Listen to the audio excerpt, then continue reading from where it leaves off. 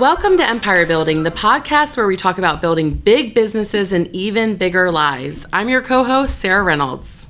And I'm Seychelle Van Poel. You know, with everything in the past couple of years going on, conferences, retreats, larger events for personal and business growth have either moved on online, they've stopped, or they have pared back altogether and are now starting to come back in person. And so we wanted to spend a little bit of time focusing as we're getting back into in-person conferences and retreats and events of some of the things that we did really well or that we've seen others do really well, so that as you're coming back into conference season, you are getting the most out of your time at these events. Yeah, it's just exciting that we can even talk about this now, because I know. Before it was like how to get the most of sitting in front of a screen all day. No, Yes. We get to talk about. I have missed our my top events and seeing my people. You build such strong relationships with people around the country and being able to see them. And so it's such an important topic for us to talk about how to maximize, right? To make sure that you're getting the most when you take time away from your family, time away from your business, to learn, to work on the business, to work on you. How can you get the most of conferences and also retreats? So that's what we're talking about today. We're excited. Yes, it's so true. So now that we're going to dust off the cobwebs and we're getting back out in person, we're going to focus on the 5 steps for you to maximize any event that you go to. And we called this the why, what, how, who, do. And so I like it. I know. And so number 1, we're going to talk about why, right? Figure out what you want out of the event. Why are you going?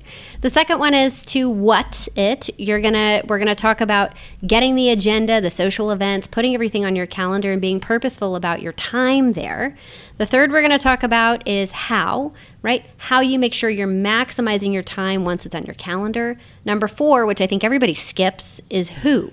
Who are the key players you want to connect with, right? Who are the who's you want to see there?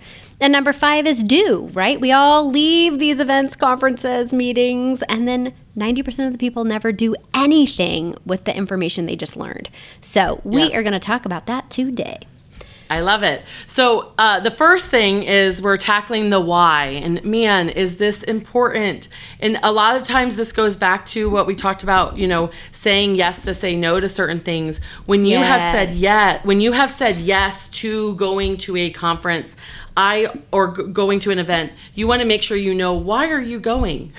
Why are you there, right? And it's so important to be respectful of your time, your family's time that you're away from, and then also those around you. So having the foundation of why you're going is so important.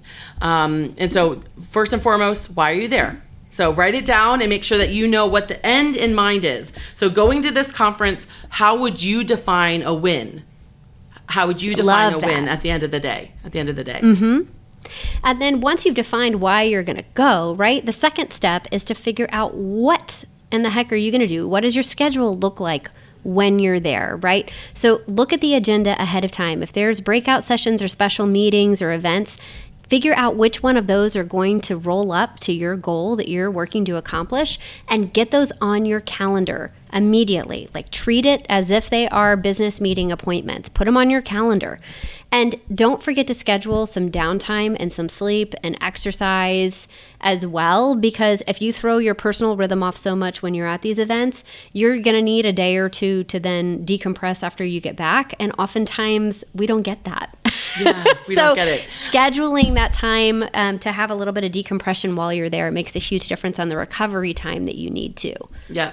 So for us, we start with that why, like I said. So like in our case, like what would make the biggest impact on our business right now? And then I focus on typically 1 to 2 things. A lot of times one thing, and then I look at the agenda to figure out what are the classes and or what can I do to get the biggest bang for my buck in terms of the why. So what the goal is. Yes. So for example, like one time we went to our Keller Williams family reunion event, and it is powerful, so much information. And the first time I went, I like pinged around to all of these different classes, right? In all different topics. And I walked away so confused. And I learned the hard way that I got to know the why and then focus my agenda around the what of the why. So for example, if your why is, I want to increase our luxury listings, for example, taking more luxury listings. This is real estate related, but then I would look at all the classes that have to do with luxury. And then I would build my agenda around that. So that's why the why is so important. Then you build the what. You know, and at our Her Best Life retreat that happened not long ago, you know, one thing that I saw was like, I saw people that were like, I want to connect with people that are young moms, or I want to connect with people that have been through divorce, or I want to connect with people that are building their net worth. How can I be purposeful about learning more about those things when I'm there? And so if you don't understand your big goal, you're going to walk out with a lot of information, but maybe none of the information you really need to move your world forward. Yeah, so true. So that leads us to step 3, which is the who, right?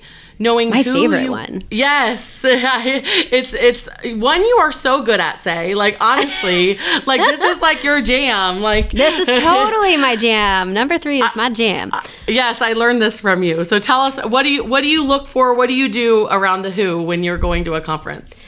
You know, I think life in general, really, you're only 1 or 2 people away from anywhere you want to be.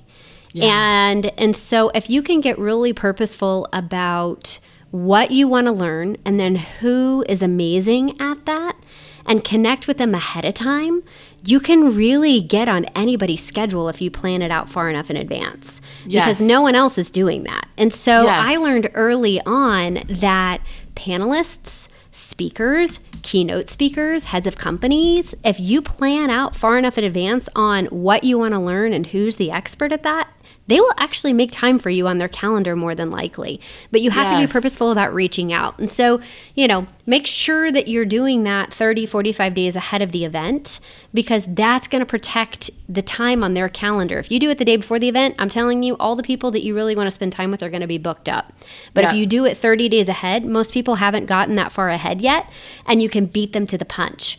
And so that's been one of the ways I think I've been able to really feel like I've been able to network and maximize the event is by just getting 30 days ahead of something, you know, and then make a list. You may not meet everybody you want to meet or see everybody you want to see, but make your top 5 list. I make like a target list. Like, I love it. I want to talk to somebody from international, or I want to talk to somebody who's nailing it at marketing, or I want to talk to somebody who's 3 steps ahead of me and where they are in their business. Make my list of 5 or 10 top people. And those are the first people I reach out to. Can I do if I have to do a 6 a.m. breakfast with you, I will. If I have to grab you for a cocktail late at night, I will, because that is one of my top 10 people that I need to meet with. And so I do that, and then I figure out how to fit everything else in between. And then make sure you have a way to collect the contact information of the people that you're really wanting to connect with, because business cards a lot of times get lost. And so have a way to get them directly into your CRM or directly into your phone and flag it with a follow-up so that you have a way to reach back out to those who's, if you will. I love that. One of the things that I'm a big speaker about in terms of like when you're reaching out to someone that you want to get on their calendar, you want to spend time with them, you want to think, what value can I give to them to where they will say yes. And so come from contribution when you're asking to be scheduled. And then a lot of times they will absolutely, when you are there, you know, a lot of times people just like, it feels like they're not wanting to suck everything out of you, but like meaning like, teach me, you know, like I want to learn this from you or whatever it is. And it can get overwhelming for them. And so if you come from a position of, hey, I can help you with this, or I would love to share this marketing piece with you, or I would love to share what I learned here. When are you available? And I would love to learn XYZ from you. That's been huge. The other big thing for me on the who topic is when I go to a conference, my goal is to spend time with people that are already where I want to be in the next year or 2 years. Yes. Sometimes you want to spend time with like the people that are where you want to be in 5 years, and it can get actually a little bit overwhelming. What I learned is like, okay, like if my goal was to help, for example, like 1,000 families in 1 year, I would find a few leaders that have already done it. and I would say, can I take you to lunch, right? Or can I have breakfast with you? Or can we grab a drink? And so being more focused on who is, so then that way you can learn from, because what they just went through in the last year is what you're about to go through in the next year.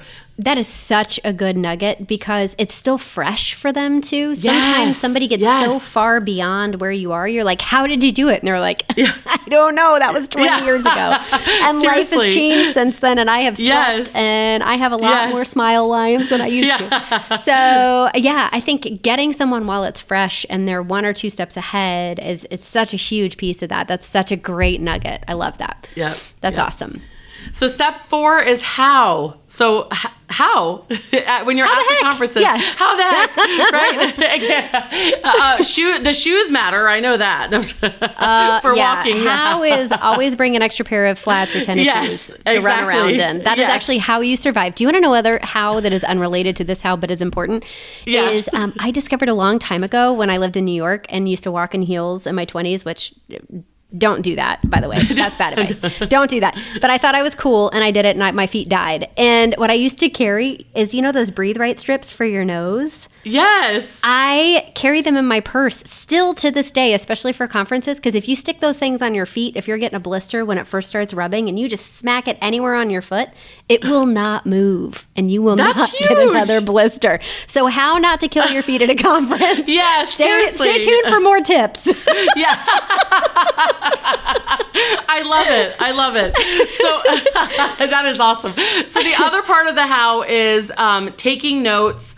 What I do is I have my notebook, and I'm a big believer in writing down because for me, I learn more that way. I do too. But then I star any action item. Okay, so I star any action item.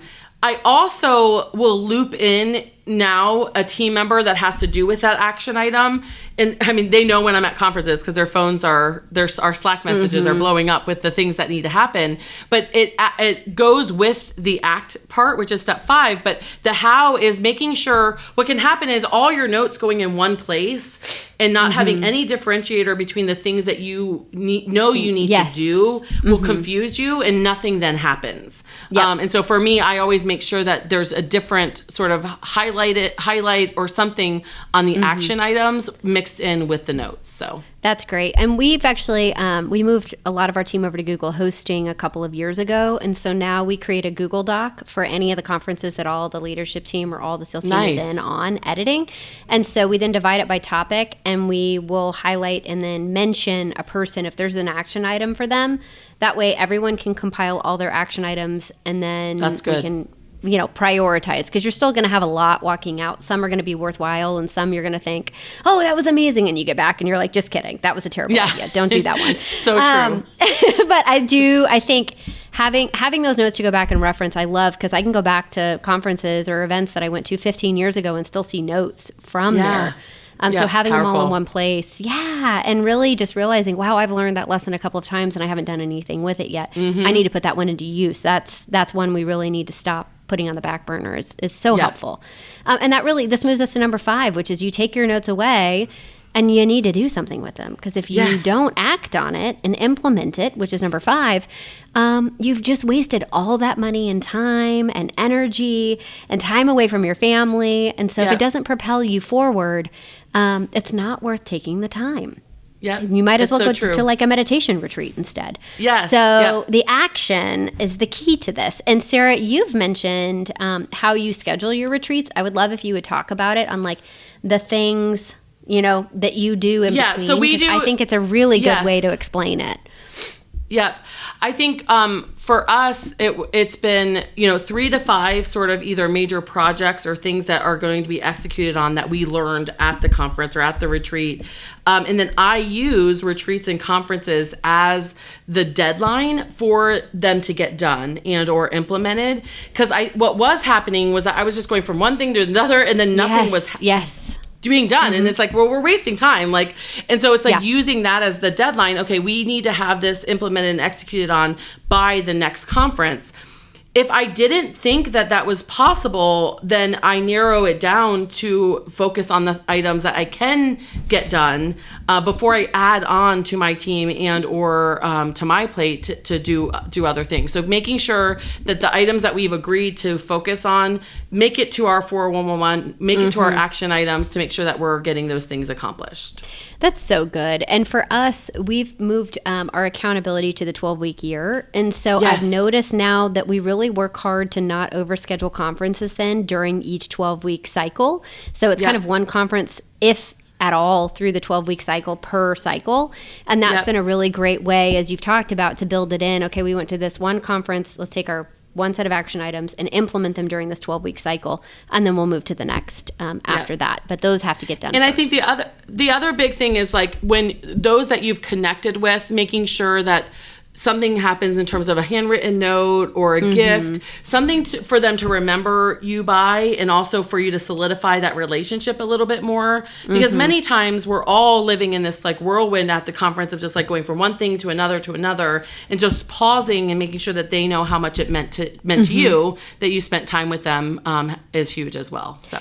The other thing that I love that, and something that I have found helpful, is when I'm collecting that contact information from them, I immediately in my phone take notes about something interesting that we talked about, so that I don't forget it. And when I used to collect business cards, I would literally have a Sharpie and I would write it on the back of the business card of whatever it was that was interesting, so that I could be like, oh, I hope your daughter's surgery went well, or I hope your trip to Mexico was great, or congrats on the lake house, it was so great to meet you. But all of a sudden it reminds them of the conversation that we had too, just in case they don't, they might get something from you and be like, who the heck was that? Because I saw 100 people.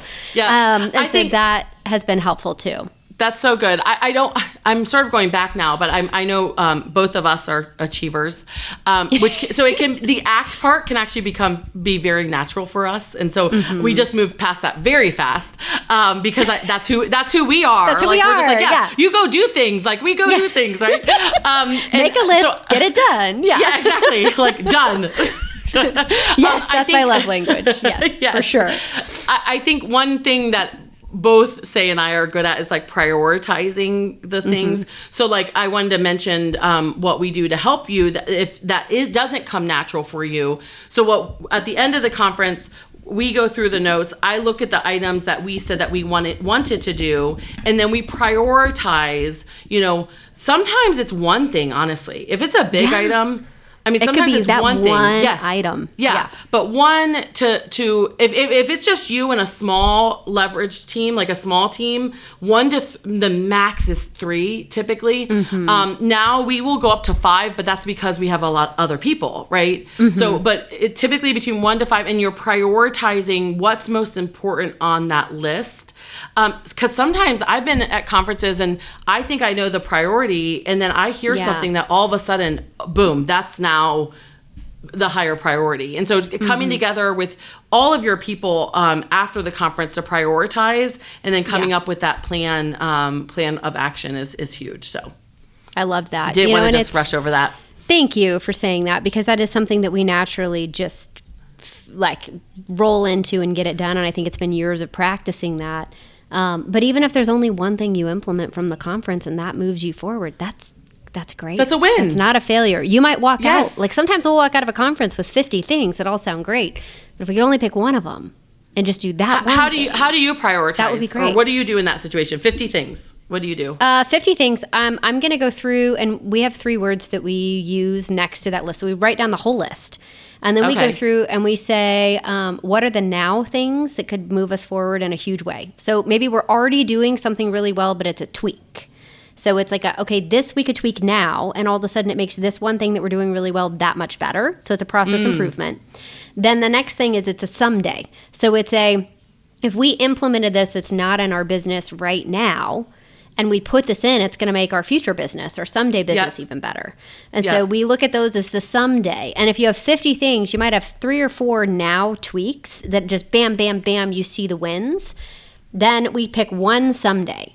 And so to give an example from like our last conference, it was add an inside sales team. It was hire a director of growth. It was to increase our recruiting. It was to, what were some of the other ones? We had to redo some of our marketing, but we were already doing the marketing. So that was a now tweak versus we didn't have a director of growth and we didn't have an ISA division. So then over 6 months, because the conference was in February, right? Over 6 months now, we have been someday tacking away at those bigger picture pieces. But the easy tweaks for us from that conference were switching up some of our messaging on our marketing was an immediate tweak. We had looking at lead rotation and the way we were working with our agents, that was an immediate tweak. We had changing up who our coaches were in order to create a little bit more spice of life for the direction we needed to go. So those were all things we were already doing, but if we tweaked it, all of a sudden it propelled us forwards.